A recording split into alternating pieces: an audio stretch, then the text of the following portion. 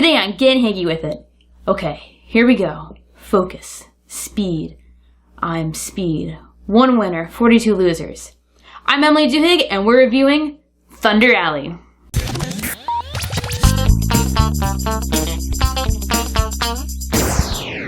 Thunder Alley is a racing board game for 2 to 7 people. Designed by Jeff and Carla Horger, this game is from GMT Games. To get started, select one of the 4 track boards that comes with the game. Next, each player picks their racing team. The number of cars on each team is based on the number of players in the game. Markers are placed on the board to signify the current lap. Give the first player marker to the lucky driver that is on pole for this race.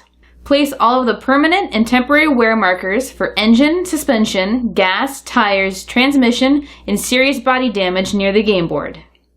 The starting grid is decided by drawing 1 card from the race deck. Cards are placed one by one in the order of the team bar at the bottom of that card. Then return the card to the deck. The game is broken into 3 phases: fill your hand, perform action segments, and perform end of turn sequence. In fill your hand, players draw race cards for their hand at the beginning of each turn. The total number of cards is based on the number of cars each person has in the race plus 1. So, if everyone has 4 cars racing, players will each draw 5. To perform action segments, the cars move around the track by playing a race card from their hand. It shows the type of movement that you wish to perform and the wear penalty, if any, that results. They also include spotter text that details an action a car must take, good or bad. Cars are considered linked together if they are in the same line as your car. Based on the card movement, cars that are linked move with your car. There are 4 types of movements on the race cards: draft, pursuit, lead, and solo movements. Draft movement brings the cars in front of you and behind you along for your move. Pursuit movement pushes the cars that are in front of you. Lead movement pulls cars that are behind you. And finally, solo movement is your car moving by itself for when you want to get out in clean air in front. The movement number is located on the top left-hand corner of the race card. This is the distance that this car can travel on the track. It also lists the pit exit speed underneath the movement number. In this case, we have a car that is going to draft all the cars in front and back of it for 5 spaces and take a suspension wear token. It cannot do a lateral movement when resolving this card.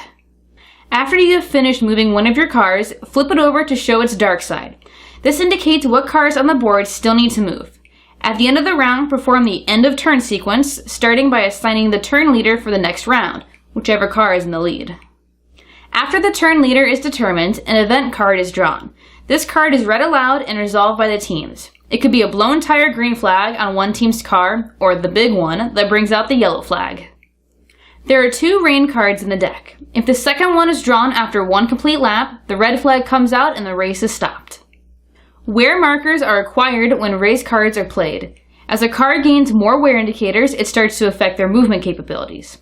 If a car has a total of 6 wear markers, it's removed from the race. Permanent wear cannot be fixed, but temporary damage can be repaired by making a pit stop. Pit stops are resolved after the event card. If it's a green flag pit stop, then the car moves to the apron and moves back 5 spaces. The car enters the field again by using the smaller number on the race card that's being played during the next round. If there is a yellow flag condition, then the car moves directly to the apron and restarts at the end of the pack during the yellow flag restart.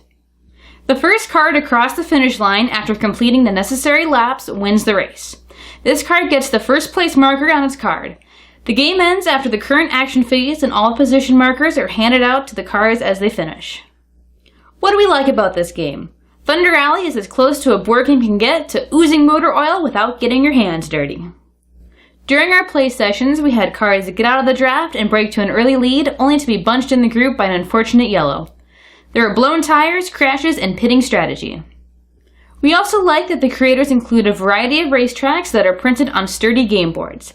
If you like racing, or even if you don't, this game is a no-brainer must-have. What don't we like about this game? We're not a big fan of the little war game chits. They were all the same size and can be tricky to figure out what they represent. This game deserves styled wear markers and at the very least, finished position awards. Oh, how our winner longed to drink from their sponsor's mini trophy. On the board flip meter, we are rating it a little higher than normal. Part of it has to do with the way the instructions are numbered.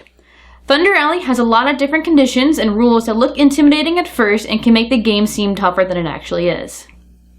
Thunder Alley sits outside of the top 10 list in the number 15 spot.